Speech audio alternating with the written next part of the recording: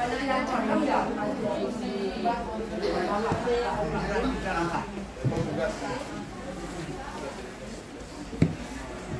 ada yang di sana. Bapak sini jadi kebun banget.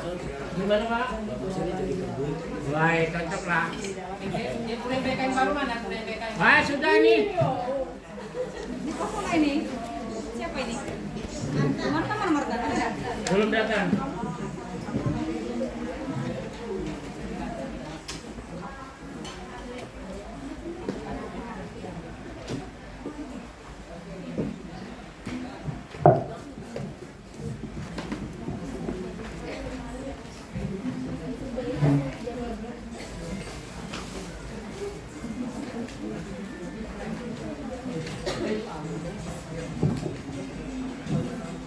Bismillahirrahmanirrahim. Assalamualaikum warahmatullahi wabarakatuh. Yang terhormat Bapak Kepala OPTD Satuan Pendidikan SMP 3 Terbagi Besar. Yang kami hormati Bapak Ibu Wakil Kepala SMP 3 Terbagi Besar, Bapak Ibu hadirin yang berbahagia. Pertama-tama marilah kita panjatkan puji syukur kehadirat Allah Subhanahu wa taala, Tuhan yang Maha Esa, atas nikmat sehat walafiat sehingga pada pagi menjelang siang ini kita masih bisa hadir di ruang guru ini dalam kegiatan aksi nyata modul 1.4 budaya positif dari Ibu SM Wardatul Fauziah SPD. Mudah-mudahan dalam kegiatan ini kita nanti mendapat beberapa hal penting yang akan disampaikan oleh Ibu Wardatul yang berkenaan dengan calon guru penggerak.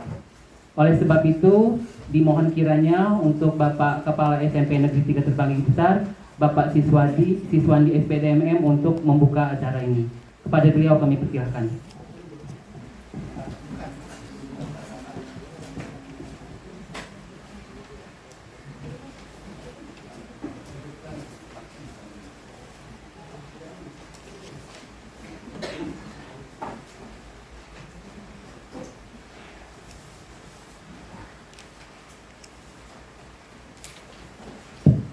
Bismillahirrahmanirrahim. Assalamualaikum warahmatullahi wabarakatuh. Alhamdulillahirabbil alamin. Bapak Ibu, terima kasih atas kehadirannya. Yang pertama yang saya hormati Bapak Ibu, para wakil-wakil saya, Bapak Ibu Dewan Guru, staf tata usaha, keluarga besar SMP Negeri 3 Terbagi. Alhamdulillah hadir pada pagi hari ini. Dalam kesempatan ini sebagaimana tadi telah kita dengarkan pembicara, mungkin rapat kita ini agak lain, nambah satu session sebelum kita rapat. Jadi tadi ada guru kita Ibu Wahdah, ya, nama lengkapnya Wardatul Wahdah SM Wardatul. Pokoknya juruskan aja kalau saya salah. Memang saya sangat sulit kalau namanya, ya, akan menyampaikan, memberikan kepada kita tentang apa namanya modulnya, yaitu aksi nyata 1.4 ya, budaya positif, ya. Jadi kita ini dalam segi pembelajaran mungkin banyak negatifnya. Mudah-mudahan dengan disampaikan aksi nyata dengan apa namanya budaya positif ini, kita pikirnya tetap akan positif terus. Sebelum itu kita buka secara bersama-sama Bapak dan Ibu, saya menyampaikan bahwa kemarin sudah saya sampaikan, sudah saya share kepada Bapak dan Ibu semuanya, terutama yang guru-guru masih muda, yang belum mau pensiun, ya, ini kesempatan untuk mendaftar jadi guru penggerak. Enggak itu PNS maupun GTT sama, yang sifatnya guru itu sama. Kalau yang sudah diangkat P3K ataupun ASN atau PNS itu untuk modal Bapak dan Ibu kalau ada keinginan, ada peluang besok lusanya jadi kepala sekolah. Karena sekarang nggak ada lagi cakep, cukup modalnya itu, ya, nggak ada lagi cakep, modalnya hanya itu. Kalau Bapak dan Ibu ikut guru penggerak, ya, modal piagamnya itu. Kalau soal lulus nggak malu nggak, walaupun tes nggak lulus, ikut aja dulu Bapak dan Ibu untuk perkembangan daya pikir supaya kita selalu berpikir supaya kita bisa mengikuti perkembangan ini. Yang belum PNS, yang belum P3K, itu sudah saya sampaikan kemarin dengan Ibu siapa ya? Lupa juga. Itu kalau tes itu udah dapat satu langkah saya kata kemarin. Ya, kalau nilai 400 diperbutkan, dia udah dapat 100, tinggal cari 300, sudah dapat satu langkah. Berkemungkinan besar dia akan diterima kalau tes P3K. Nah, kenapa nggak diikuti? Itu sudah saya sharekan. Nggak rugi, nggak pakai modal Bapak dan Ibu. Ya, saya mohon, karena kita bukan sekolah penggerak. Kalau sekolah penggerak otomatis kita ikut bergerak semua, ikut semua di dalamnya. Ya, karena kita ini bukan sekolah penggerak, kita ikutlah bergerak masing-masing Bapak dan Ibu. Ya, bergerak masing-masing, cari ini peluang masing-masing. Jam berapa kali? Ini waktu tanggal 24. Ini berapa orang yang daftar kemarin? Yang sekarang maksud saya. 10. 8.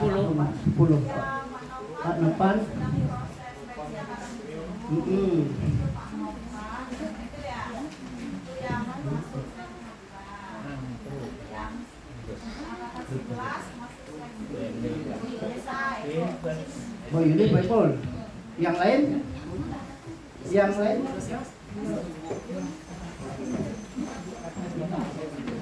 Oh, syaratnya 2 tahun ya? Sekali lagi Bu, tahun depan. Ya.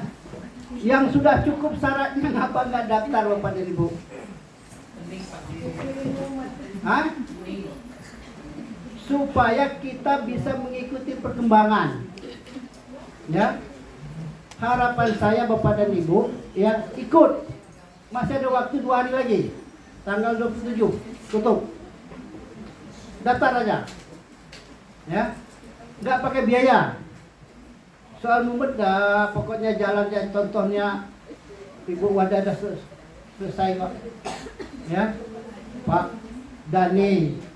Ya. Perkembangannya banyak Bapak Ibu. Jadi segala sesuatu yang baru-baru kita bisa mengikuti, bisa melihat. Jadi jangan kita terlena dengan keadaan yang lama. Ya, Bapak dan Ibu. Itu saja harapan saya dalam kesempatan ini ya kepada Bapak dan Ibu. Masih ada waktu yang bisa ikut ya, baik GTT, P3K maupun PNS-nya. Ya. Karena itu adalah salah satu perkembangan. Dan mari acara ini kita buka dengan sama-sama membacakan lafaz basmalah. Bismillahirrahmanirrahim. Sekian, terima kasih. Assalamualaikum warahmatullahi wabarakatuh. Terima kasih kepada Bapak Kepala Sekolah. Selanjutnya kita masuk ke acara inti, yaitu aksi nyata modul 1.4 budaya positif oleh Ibu SM Wardatul Fauzia SPD. Diharapkan kepada Bapak Ibu Dewan Guru dapat menyimak sehingga acara ini dapat berpengaruh buat kita semua. Selanjutnya kami serahkan ke Ibu SM Wardatul Fauzia SPD. Terima kasih atas waktu yang diberikan kepada saya. Assalamualaikum warahmatullahi wabarakatuh. Terima kasih Bapak Kepala Sekolah, Bapak Wakil Kepala Sekolah, dan teman-teman semuanya. Saya mohon izin menyita waktunya sekitar 1 jam untuk menyampaikan masalah budaya positif.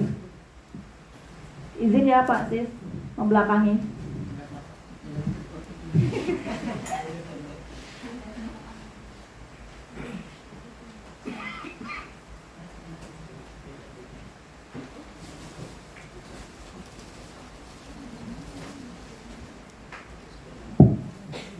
Ya baik Bapak Ibu, sebelumnya saya perkenalkan diri. Saya SM Wardatul Fauzia, calon guru penggerak angkatan 9.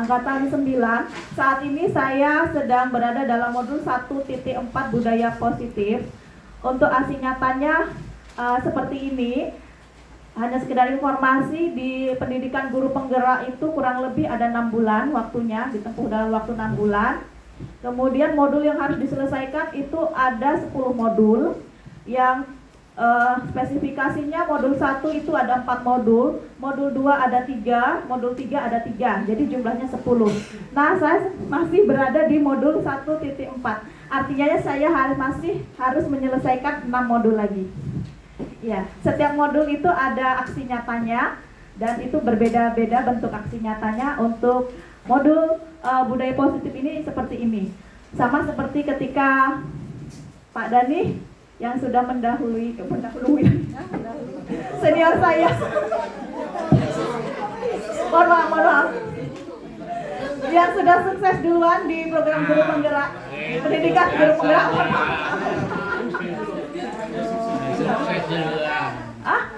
Maksud saya mendahului duluan beliau gitu. Ya, sudah sukses aja lah. Saya sudah sukses terlebih dahulu di PGP Angkatan 7. Iya. Ya, mohon dukungan dan bimbingannya Pak Dani untuk hari ini ya. Dan saya sangat ingat sekali tahun kemarin Pak Dani melakukan hal yang sama seperti saya saat ini. Oleh karena itu, sifatnya di sini saya mengingatkan kembali saja apa yang sudah Pak Dani kemukakan pada saat itu, gitu, dan menguatkan kembali. Adapun beberapa hal yang sudah Pak Dani sampaikan tidak saya sampaikan lagi karena saya yakin Bapak Ibu semuanya sudah memahami yang Pak Dani kemukakan pada waktu itu. Oke Bapak Ibu? Oke, terima kasih atas responnya. Maksudnya budaya positif itu apa? Iya, jadi ini hubungannya dengan IKN, implementasi kurikulum merdeka. Bahwasanya yang berbeda antara kurikulum 2013 dengan kurikulum merdeka itu bukan hanya sekedar RPP, tetapi dari segi budaya yang mengarah ke lebih yang ke positif. Bukan dalam artian yang kurtilas itu negatif, bukan, tapi untuk penanganan kasus kepada siswa, karena kasus anak itu bukan hanya tanggung jawab guru BK, tetapi semua guru bertanggung jawab di situ. Oleh karena itu, kita di kurikulum merdeka ini sebagai guru punya tanggung jawab untuk menangani kasus siswa itu dengan cara yang pas, yaitu dengan segitiga restitusi. Apakah Bapak Ibu sudah mengetahui segitiga restitusi? Baik, kepada Ibu Guru BK, Ibu Ana, Ibu Wika, dan Ibu Mardo dan Ibu yang Bu Eti ya, Bu Yati yang sudah pasti paham, fasih banget mengenai ini, saya mohon izin untuk menyampaikan materi ini. Sebelum masuk ke perubahan paradigma belajar. Maksud pendidikan adalah menuntun segala kodrat yang ada pada dalam diri siswa agar mereka dapat mencapai keselamatan dan kebahagiaan yang setinggi-tingginya baik sebagai manusia maupun sebagai anggota masyarakat. Itu menurut tokoh pendidikan nasional kita Ki Hajar Dewantara. Nah, ini yang menjadi landasan dari kurikulum merdeka. Karena tugas kita itu menuntun kodrat anak untuk mencapai keselamatannya. Pendidikan yang bebas dari segala ikatan dengan suci hati mendekati sang anak bukan untuk meminta sesuatu melainkan untuk menghamba. Menghamba di sini tanda kutip ya Bapak Ibu, bukan menghamba terus kita itu ngalah terus sama anak, bukan. Yang maksudnya berorientasi kepada peserta didik gitu. Baik, budaya positif. Budaya positif di sekolah merupakan nilai-nilai dan kebiasaan-kebiasaan di sekolah yang berpihak pada peserta didik agar mereka dapat berkembang menjadi pribadi yang kritis, penuh hormat dan bertanggung jawab. Yang dimaksud budaya positif. Untuk membangun budaya positif, sekolah perlu menyediakan lingkungan yang positif juga, aman, nyaman, agar murid-murid mampu berpikir, bertindak, dan mencipta dengan merdeka, mandiri, dan bertanggung jawab. Itulah esensi dari budaya positif. Kemudian, lazimnya disiplin ini dikaitkan dengan kontrol, yang dalam hal ini kontrol guru dalam menangani murid. Oke, ini sudah dilakukan Pak Dani waktu itu ya Pak Dani? Ya coba dah ulang lagi. Ya Bapak Ibu, bayangkan ini tangan ya, tangan dibayangkan di tangan ini ada batu. Genggam Bapak Ibu, genggam. Yuk genggam, yang pas, yang erat. Ya, sebelahnya, itik-itik temennya. Tujuannya supaya genggaman itu terbuka. Gimana caranya? Yuk digoda. Digoda temennya. Ya, buka nggak? Enggak ada yang buka. Kasih duit. Suap. Kasih duit langsung buka. Nah, tanpa kita sadari Bapak Ibu, kenapa Bapak Ibu nggak mau buka genggaman tangan itu? Karena Bapak Ibu nggak mau. Kalau Bapak Ibu mau, ya, tanpa ada godaan dari kanan kiri pun pasti ngebuka sendiri kan? Ya, Iya. Bapak Ibu nggak mau. Artinya di situ ada motivasi internal dari diri kita. Kita bilang nggak mau, apapun yang terjadi nggak akan saya buka genggaman ini. Berarti tahan sama godaan dari luar ya.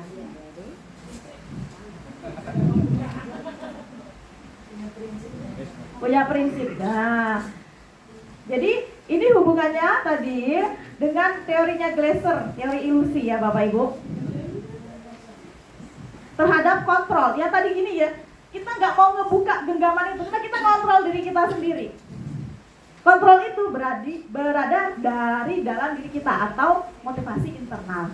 Karena ada juga kontrol yang dari motivasi eksternal. Apakah itu? Kita simak nanti.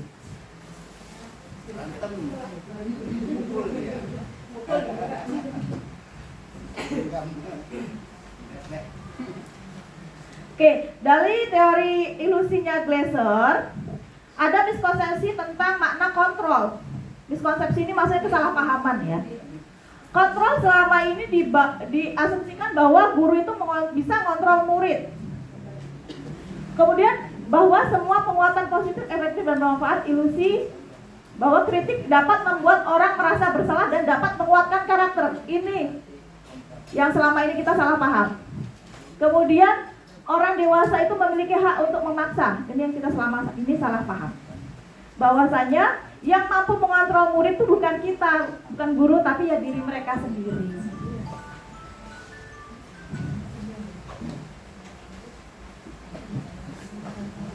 Disiplin positif, ya. Apa yang Bapak Ibu pikirkan dengan kata disiplin positif? Bu Marlena pasti punya pemikiran. Tata tertib, peraturan, teratur, sanksi. Apalagi Bu BK, hukuman. Ya. Karena yang terpikir sama kita selama ini seperti itu. Padahal yang sebenarnya adalah budaya positif. Itu di mana ada kemerdekaan, disitulah harus ada disiplin yang kuat. Sesungguhnya disiplin itu bersifat self-disiplin, yaitu kita sendiri yang mewajibkan dengan sekeras-kerasnya. Kalau kita tidak cakap melakukan disiplin diri, baru penguasa lain mendisiplinkan diri kita. Dan peraturan demikian itulah yang harus ada di dalam suasana yang merdeka. Jadi, yang langkah pertama kita disiplinkan diri kita sendiri. Kalau nggak mampu kita disiplinkan diri kita sendiri, baru pimpinan. Mudah-mudahan nggak sampai pimpinan yang disiplinkan diri kita. Nah, ini berkaitan dengan pembelajaran. Karena peran guru penggerak ya, Bapak Ibu, itu ada 4. Luar biasa. 1, memimpin pembelajaran. Kemudian 2, memimpin berkolaborasi dengan rekan sejawat. 3, menjadi bagian dari manajemen transformasi perubahan sekolah. Yang keempat, menjadi semacam role model. Artinya guru penggerak itu selain di kelas, jadi pemimpin di kelas, juga harus bisa berkolaborasi sama teman-teman guru untuk membudayakan budaya positif dan melaksanakan kegiatan-kegiatan yang sifatnya itu transformasi sekolah. Karena kita sekarang berada pada masa transisi dari kurikulum yang lama ke kurikulum yang baru, yang itu tujuannya untuk menjadikan sekolah itu sekolah yang berbudaya positif. Kemudian, motivasi. Disiplin positif. Disiplin positif membawa murid pada nilai kebajikan yang sesuai dengan profil pelajar Pancasila. Masih berkaitan ya. Profil pelajar Pancasila, Bu Karni nomor 1, hafal banget nih Bu Karni.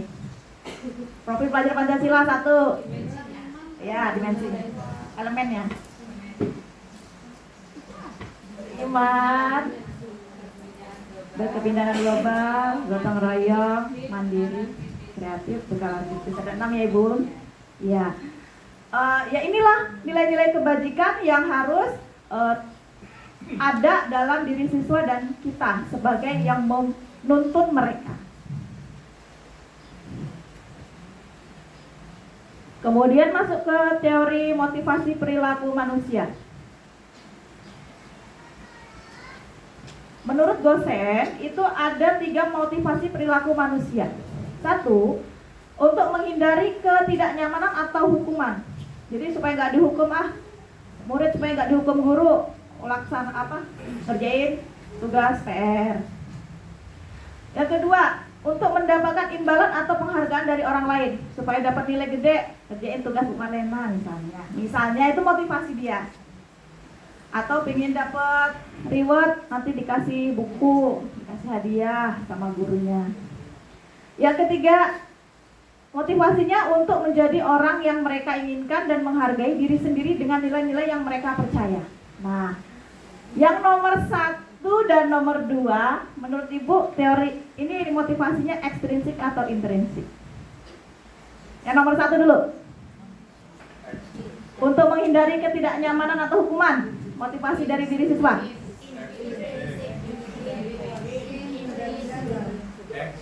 Ekstrinsik dari luar, karena ada stimulus dari luar, gitu loh. Jadi dia menghindari hukuman.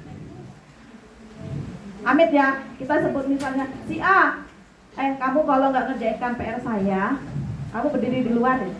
Takut loh dia. Nah, jadi dia untuk menghindari hukuman dari saya tadi, guru mapelnya, akhirnya dia mengerjakan PR tadi, mengerjakan tugas. Berarti motivasinya dari guru, dari luar, ekstrinsik. Kedua, untuk mendapatkan imbalan, X atau in? Ekstrinsik, karena ada stimulus dari gurunya ya. Yang ketiga, untuk menjadi orang yang mereka inginkan dan menghargai diri sendiri dengan nilai-nilai yang mereka percaya. In. Nah, jadi kita berupaya mendorong siswa ini memiliki motivasi yang in tadi. Karena apa? Motivasi yang ekstrinsik itu sifatnya itu sementara. Kalau nggak dikasih hadiah lagi dia males. Kalau tidak dikasih iming-iming nilai yang besar lagi dia males. Tapi kalau apa yang dia lakukan itu untuk dia meyakini dan dia merasa apa yang dia lakukan, mengerjakan PR, mengerjakan tugas, disiplin segala macam, sholat segala macam, itu untuk kebaikan dirinya sendiri, maka insya Allah itu akan bertahan lama. Betul nggak Bapak Ibu? Tepuk tangan dulu lah, biar nggak kantuk. Terima kasih. Ya, ini tadi tujuan motivasi intrinsik, menanamkan motivasi kepada murid bahwa murid harus menjadi orang yang mereka inginkan dan menghargai diri sendiri dengan nilai-nilai yang mereka percaya. Contoh kasus, Wardah kurang menguasai pelajaran matematika dengan Pak Jayen, sehingga Pak Jayen, amit ya Pak. Kan saya muridnya dulu Pak. Pada saat pelajaran berlangsung, Wardah lebih banyak diam menggambar di buku pelajaran. Pada saat Pak Jayen menanyakan pertanyaan, Wardah menjadi gugup dan tidak sengaja menjatuhkan tas dari kursi, serta tiba-tiba menjadi gagap pada saat berupaya menjawab. Seluruh kelas pun tertawa melihat perilaku Wardah yang berbicara tergagap dan terkejut. Pak Jayen pada saat itu membiarkan teman-teman Wardah menertawakan Wardah yang tergagap dan malu luar biasa. Dan malahan meminta Wardah untuk maju ke depan dan berdiri di depan kelas sambil menunjuk hidungnya karena tidak bisa menjawab pertanyaan Pak Seno. Kelas makin gaduh, anak-anak pun tertawa melihat Wardah di depan kelas memegang ujung hidung. Pertanyaannya, apakah Bapak Ibu setuju dengan yang dilakukan oleh Pak Seno?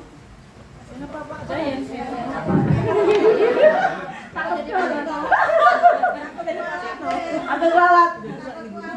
Bapak Ibu setuju? Bu Isi setuju nggak? Tidak. Mengapa Bu? Pembulian terhadap siswa. Ternyata tanpa kita sadari kita sering membuli siswa ya. Tegas. Tapi dia di depan kelas membuli.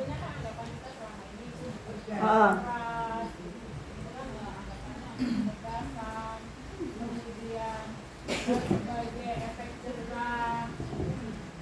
Mudah-mudahan dengan materi ini lambat laun kita akan menyadari mana antara yang sifatnya untuk memberikan pembelajaran ke siswa dan mana yang sifatnya mendidik dan yang mana sebetulnya malah kok pembulian terhadap siswa, terhadap anak. Itu aja buat bisa dilanjut Pak. Makasih Bu Ana, tepuk tangan dong Bu Ana. Bu Ana kan paham banget ya. Jadi mana yang tegas, mana yang merundung gitu ya.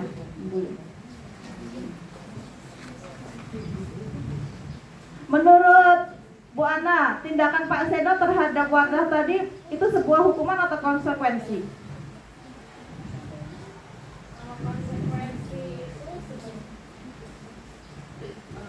Kalau konsekuensi itu kan seimbang antara apa yang dia lakukan, tuntutannya dia menyadari dan adanya perubahan perilaku, ya sama.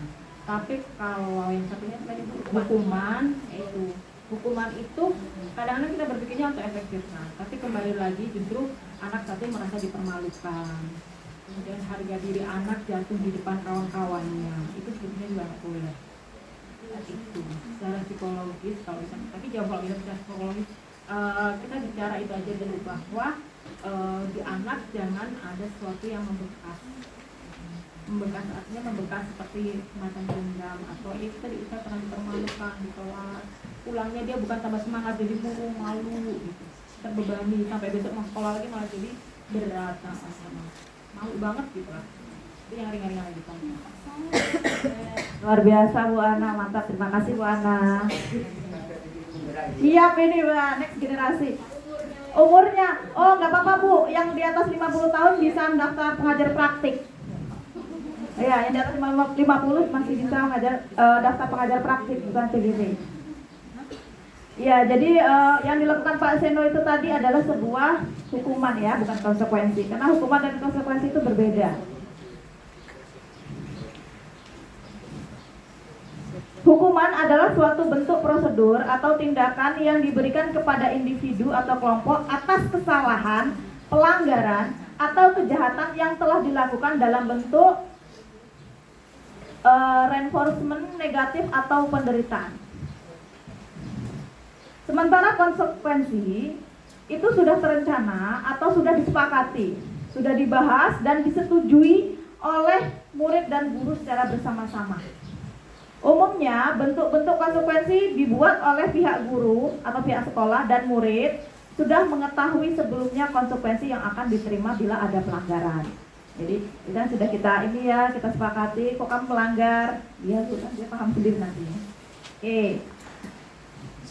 Hukuman itu menunjukkan identitas yang gagal, sementara identitas sukses itu mengacu kepada konsekuensi dan restitusi. Levelnya hukuman, konsekuensi, di atas lagi restitusi. Karena pada prinsipnya kebutuhan dasar manusia itu kan ada 5. 1. Bertahan hidup, 2. Kasih sayang dan rasa diterima, 3. Penguasaan, 4. Kebebasan, dan 5. Kesenangan. Adapun contoh kasusnya Pak Seno dan saya tadi di pelajaran matematika, dia merasa tidak disayang ya jadinya ya kalau udah dibully gitu sama Pak Seno ya. Merasa nggak disayang, jadi sedih gitu ya.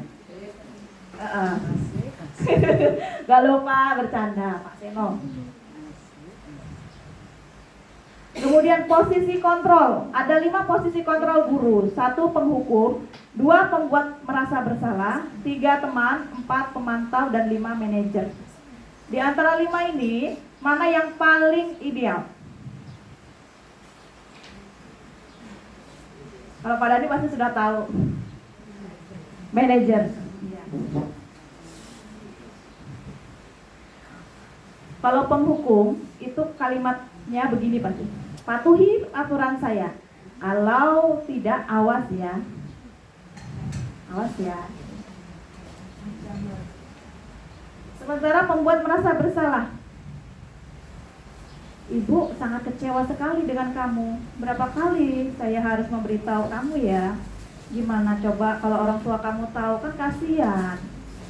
Sudah capek-capek nyekolahin anak, uang-uang banyak, tapi kamunya tidak belajar dengan baik. Nah, itu namanya pembuat merasa bersalah.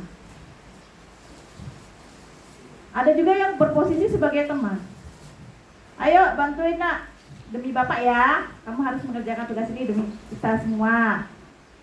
Ayo ingat, tidak ada bantuan bapak selama ini. Ya sudah, kali ini tidak apa-apa, nanti ibu bantu bereskan. Itu posisi guru sebagai teman. Kemudian ada posisi guru sebagai pemantau. Peraturannya apa? Apa yang setelah kamu lakukan? Sanksi konsekuensinya apa? Nanya terus ya. Tapi sebagai manajer, dia akan menyampaikan pertanyaan-pertanyaan yang sifatnya itu mengarahkan anak untuk berpikir kritis. Contoh pertanyaannya, apa yang kita yakini? Apakah kamu meyakininya? Apakah kamu bersedia memperbaikinya? Apakah kamu memperbaiki dan menunjukkan apa tentang dirimu? Apa rencana kamu selanjutnya untuk memperbaiki kesalahan ini? Jadi guru itu menggiring anak untuk berpikir kritis. Jadi dia sadar bahwasanya apa yang dia lakukan itu keliru gitu. Nah, tapi kan untuk proses sampai ke situ kadang ini tidak mudah ya gitu. Nah, dari kelima ini yang ideal adalah manajer. Tetapi penghukum, pembuat merasa bersalah, teman dan pemantau itu juga tetap dibutuhkan untuk situasi-situasi tertentu. Bukan dalam artian penghukum, pembuat merasa bersalah, teman dan pemantau itu jelek, enggak. Tetap dipakai tapi dalam situasi tertentu. Oke Bapak Ibu? Oke. Ya? Waktu tawuran, anak tawuran berbuat kriminal, ya tentu kita sebagai penghukum ya Pak ya. Kemudian buat merasa bersalah juga gitu. Bolos, siswa bolos dan sudah mengarah ke kriminal, ya tentu kita sebagai penghukum atau pembuat merasa bersalah. Nah, untuk sebagai manajer ini kan, nah untuk melaksanakan segitiga restitusi kita di sini bertindak sebagai manajer dengan 3 langkah. Ketika ada kasus, pertama menstabilkan identitas, kedua melakukan validasi terhadap kekeliruannya, yang ketiga menanyakan keyakinan. 3 tahap ini.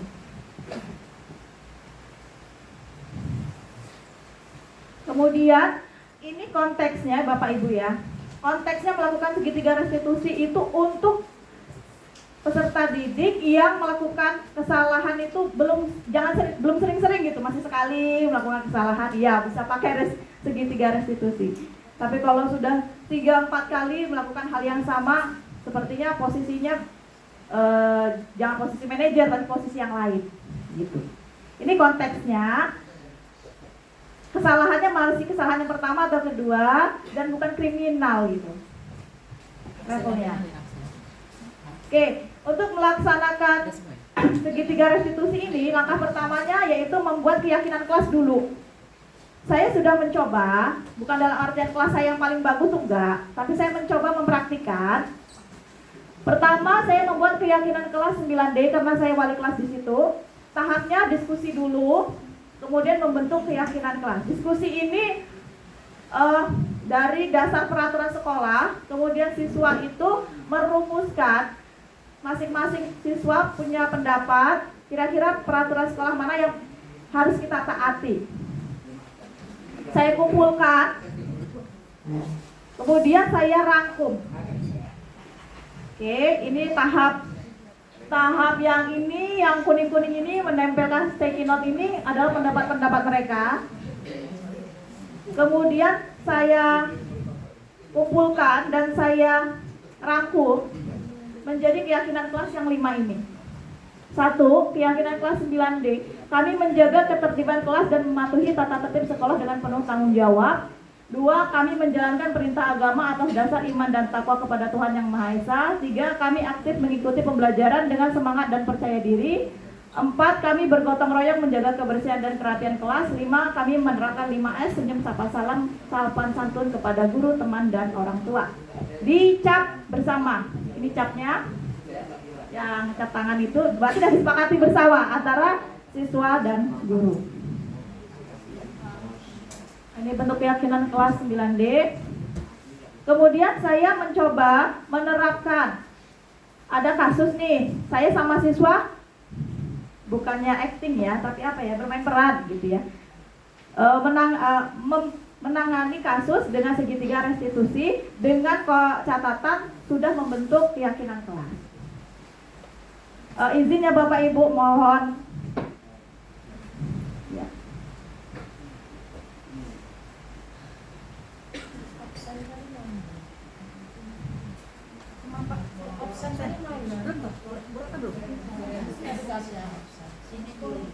Oh belum toh? Pak Saiful.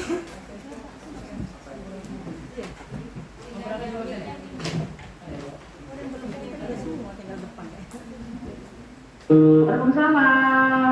Ya, silakan duduk.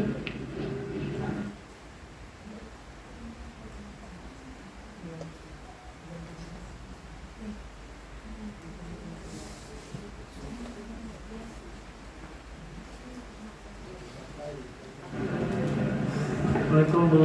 Waalaikumsalam. Ya, silakan duduk.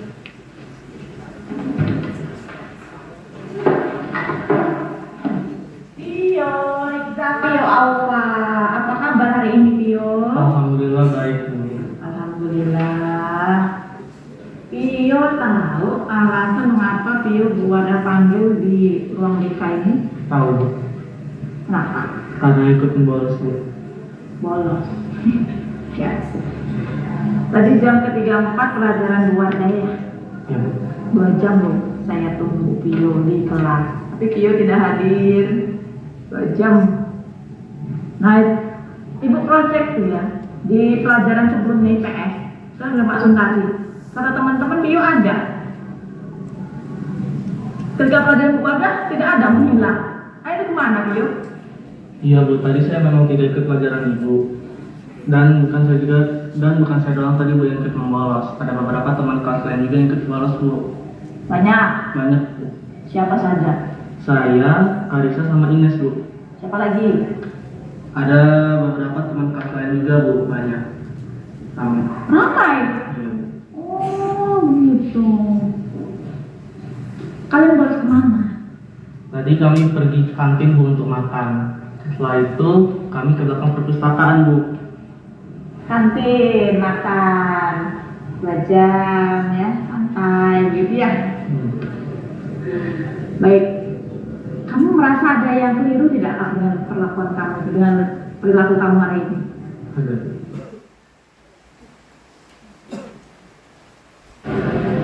Ada beberapa teman kelas lain. Setelah itu kami ke belakang perpustakaan Bu. Kantin, makan, 2 jam ya, santai gitu ya. Baik, kamu merasa ada yang keliru tidak Kak, dengan perlakuan kamu, dengan perilaku kamu hari ini? Ada. Apa?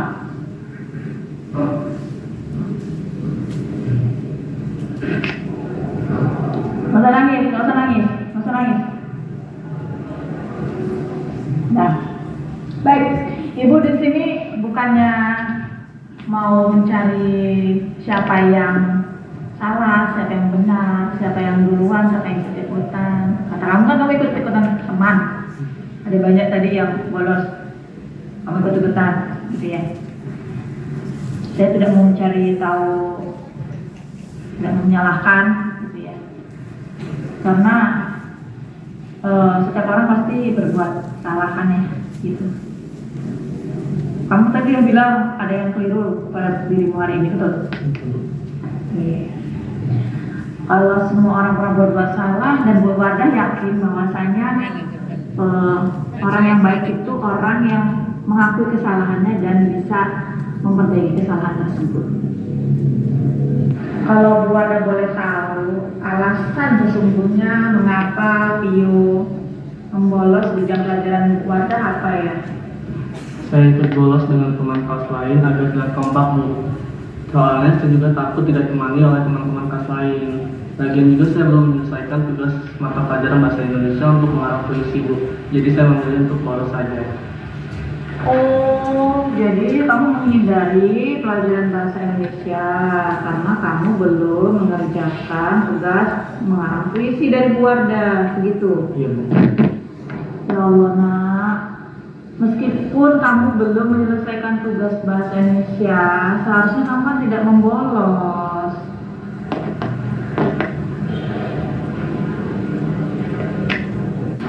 Pio masih ingat keyakinan kelas kita? Saya masih ingat, Bu. Keyakinan kelas kita adalah disiplin dan bertanggung jawab. Iya. Masih ditempel. Pio juga masih ingat kan? Gitu. Masih ingat dengan baik gitu loh. Oh iya, Pio. Tadi kata Pio, keyakinan kelas kita yaitu disiplin dan bertanggung jawab. Orang yang seperti apa sih orang yang disiplin dan bertanggung jawab itu? Orang yang disiplin itu adalah orang yang taat pada peraturan kelas dan peraturan sekolah, Bu. Untuk bertanggung jawab itu berarti dia melakukan tugasnya dengan baik, Bu. Nah, sudah ingat kan Pio sekarang? Bahwasanya pelajaran kelas kita itu harus Pio laksanakan. Sudah kesepakatan kita bersama. Kita harus tanggung jawab dan disiplin. Bentuk rasa tanggung jawab itu contohnya dengan menyelesaikan tugas secara tepat waktu. Kalau Pio tidak paham dengan materi pelajaran Bu Wardah menulis puisi, tanya Pio. Insya Allah nanti Ibu bimbing, gak akan Ibu lepas begitu saja. Semua masalah kan pasti ada jalan keluarnya ya Pio. Iya, Bu. Jangan lari dari kenyataan. Membolos itu sama saja lari dari kenyataan. Ya Nak ya? Iya, Bu. Nah, kalau begitu apa yang bisa Pio lakukan untuk memperbaiki keadaan ini? Sekarang saya ingin minta maaf kepada Bu Wardah dan saya berjanji tidak akan mengulanginya lagi, Bu. Dan sekarang saya akan mengajak teman-teman kelas saya untuk melaksanakan keyakinan kelas, Bu, yaitu disiplin dan bertanggung jawab. Baik, kalau begitu Bu Wardah sudah maafkan Pio, jangan diulangi lagi ya Nak ya. Seperti itu, Bu Wardah menghargai upaya Pio untuk mengajak teman-teman menjadi duta ya Nak ya. Menjadi duta bahwasanya keyakinan kelas yang sudah kita tentukan bersama-sama itu harus dilaksanakan dengan sebaik-baiknya untuk kemajuan dan kebaikan siswa itu sendiri, ya Nak ya? Iya. Kalau Pio sudah paham, Pio boleh istirahat. Bagaimana? Ada yang mau ditanyakan? Tidak ada. Baik, kalau begitu Pio boleh kembali lagi ke teman-teman. Mungkin mau melanjutkan jajan atau melanjutkan hal yang lain, silakan ya. Pokoknya Bu Wardah tunggu perkembangannya ya. Ibu mau lagi lihat Pio, anak Ibu yang Ibu banggakan lolos pelajaran tadi, baik pelajaran Bu Wardah, baik bahasa maupun pelajaran yang lainnya. Ya, sayang ya. Baik, Bu. Makasih ya, Bu. Iya. Nah. Assalamualaikum Ines dan Karisa. Bapak Ibu tadi itu penyelesaian kasus untuk siswa membolos di jam pelajaran. Ini sudah sampai kesimpulan ya Bapak Ibu. Masih ada satu lagi penyelesaian kasus dengan kasusnya itu siswa bertengkar, berantem gitu ya, sama perempuan gitu.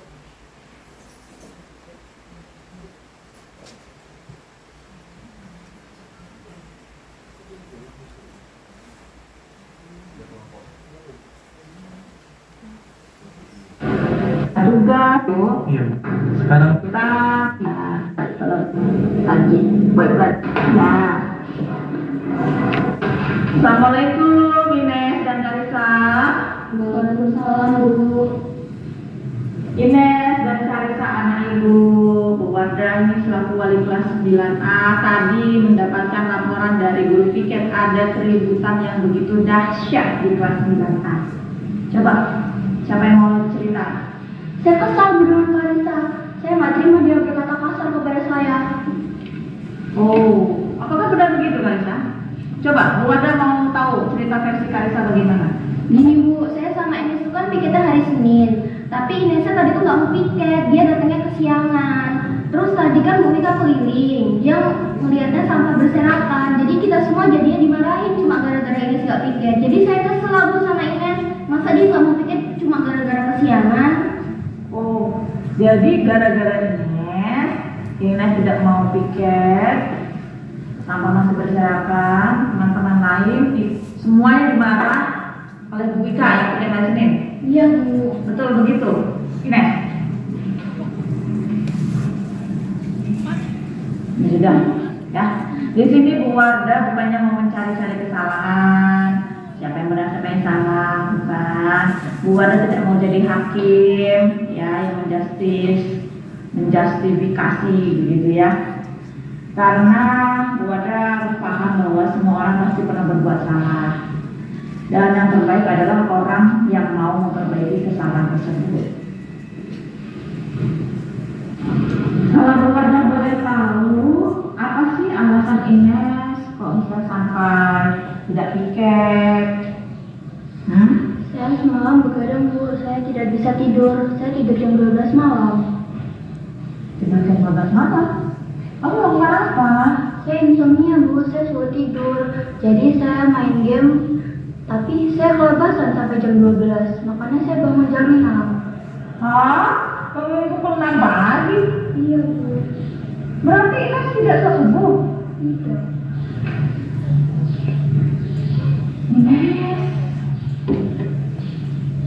Ines tidak sholat subuh itu sudah berdosa. Mas gak perlu lagi serius. Apakah Ines tahu apa yang Ines lakukan hari ini? Tidak sholat subuh, kemudian tidak piket, membuat teman-teman yang piket itu semua menanggung akibat dari perbuatan Ines. Itu perbuatan yang keliru. Apakah Ines menyadari?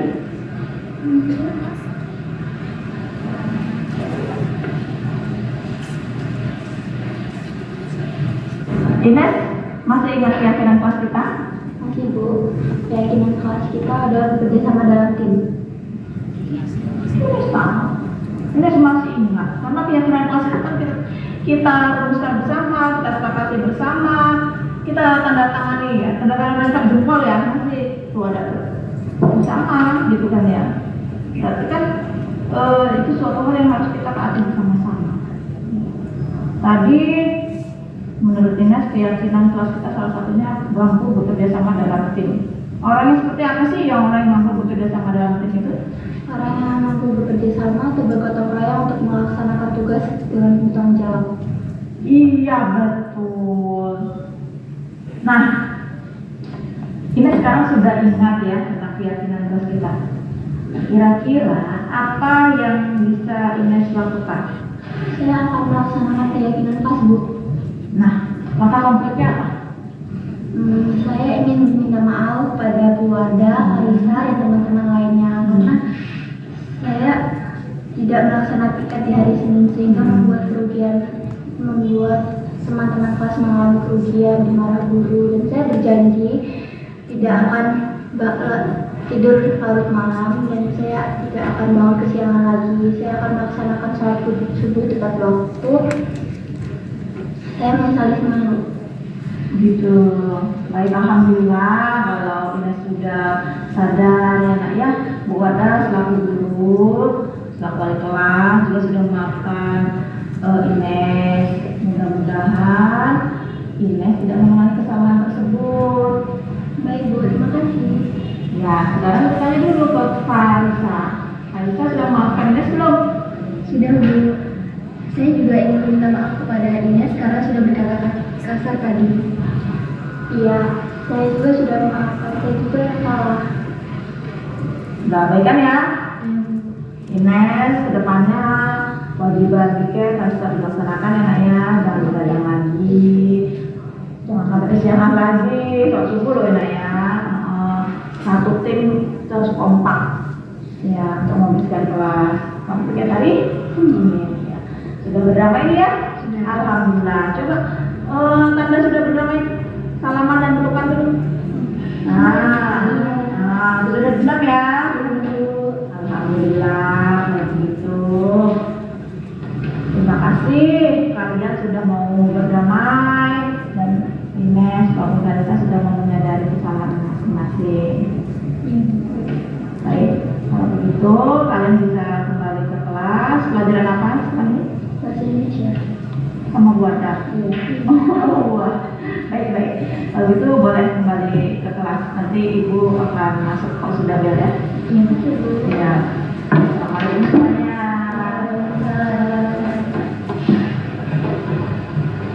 Setelah menerima penanganan kasus dengan penerapan segitiga restitusi dari Bu Ada, saya merasa senang dan merasa tidak dihakimi. Saya menjadi semangat lagi untuk belajar dan untuk berangkat ke sekolah. Terima kasih Bu Ada.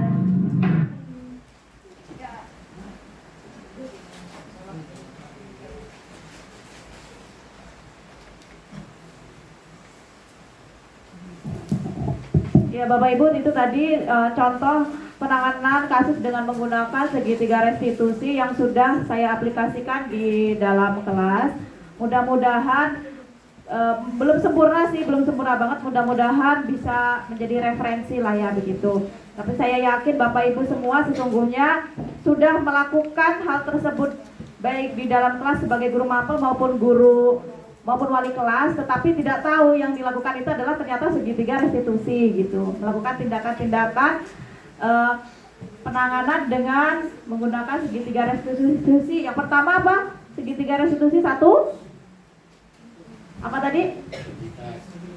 Menstabilkan identitas. Kedua, validasi terhadap kesalahan. Tiga, menanyakan keyakinan kelas. Oke, sip.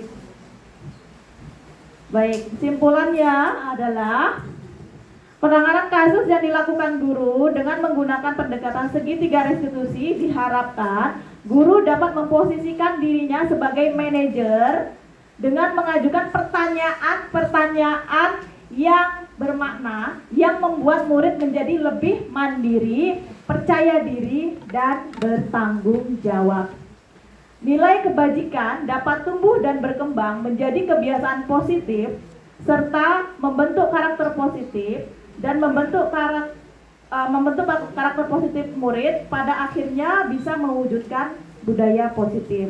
Jadi budaya positif itu bisa terbentuk dari karakter murid yang positif. Demikian Bapak Ibu penjelasan dari saya. Mungkin ada yang mau ditanyakan? Ya Bu Nur. Maju Bu Nur. Waalaikumsalam warahmatullahi wabarakatuh. Modul 1 budaya positif itu kan memang harus diterapkan di sekolah kita insya Allah ya. Ya. Karena memang bagus dan tujuannya baik. Hasilnya insya Allah baik kalau memang pelaksanaannya baik. Iya. Kalau tadi yang disampaikan Bu Ada itu secara individual. Penanganan kasus-kasus secara individual. Bagaimana kalau penanganan kasus-kasus yang massal? Ini maaf, ini contoh kebetulan kemarin sholat berjamaah di masjid, imamnya Pak Ilfa Ferry. Sebenarnya saya juga lagi sholat gitu, tapi itu dengar begitu sound toaknya itu gitu. Ternyata murid-muridnya gitu, muridnya bunyi juga gitu. Jadi ini sepertinya harus diperbaiki menjadi budaya positif bagaimana mereka melaksanakan sholat itu betul-betul karena kebaikan, karena ingin mendapatkan ridho Allah, bukan karena paksaan, bukan karena perintah guru yang sampai dioyak-oyak. Jadi itu penanganannya harus pakai segitiga restitusi, itu berarti diambil satu persatu atau tadi kan ada harisan yang ini kan berkelompok. Dua gitu. Kalau mereka masak itu gimana caranya gitu. Kurang lebih berapa orang Bu yang melakukan itu? 20, 30, 100? Apa sudah dihitung? Dihidupkan, mic-nya dihidupkan karena memang supaya imam benar. Tapi pada saat anak berteriak itu juga terdengar itu di kemana-mana. Sedih deh, sedih ya.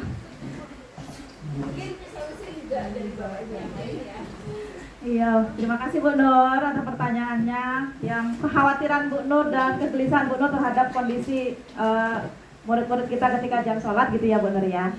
Tadi itu kan segitiga restitusi saya terapkan di individu, ada yang 1 orang, ada 2 orang. Sesungguhnya bisa juga jadi banyak orang Bu. Ada berapa? Makanya tadi yang melakukan pelanggaran 10, 20 ya dipanggil. Karena kesalahannya kan sama toh Bu. Berarti penanganannya sama. Nah, tapi pertanyaan-pertanyaan yang diajukan itu menggunakan alur segitiga restitusi, maksudnya begitu. Adapun masalah yang di sekolah kita ini kan perlu tidak lanjut ya Bu. Mungkin nanti bisa dibicarakan dengan ahli-ahlinya ya Bu. Ada guru BK-nya, ada guru PAI-nya, formula yang paling tepat yang bagaimana ya penanganannya gitu. Terima kasih ya Bu Nur. Mungkin jawaban saya tidak memuaskan ya.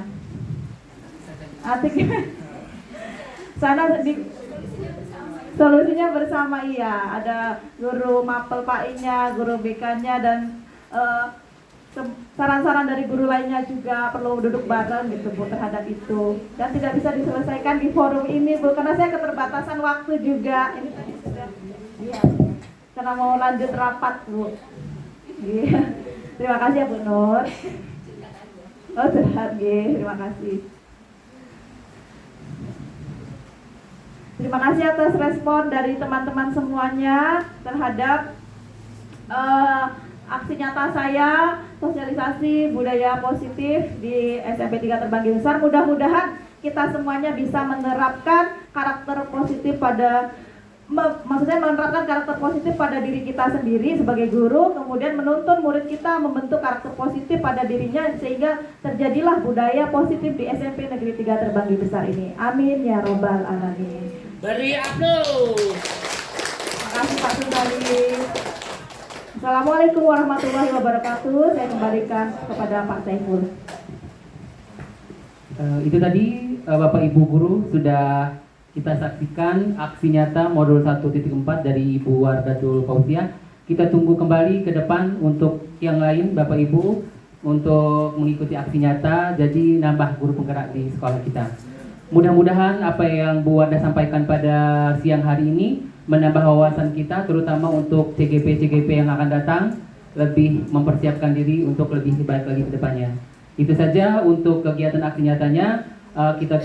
Saya sebagai pembawa acara mengucapkan maaf jika ada salah-salah kata. Saya akhiri wabillahi taufiq wal hidayah. Wassalamualaikum warahmatullahi wabarakatuh.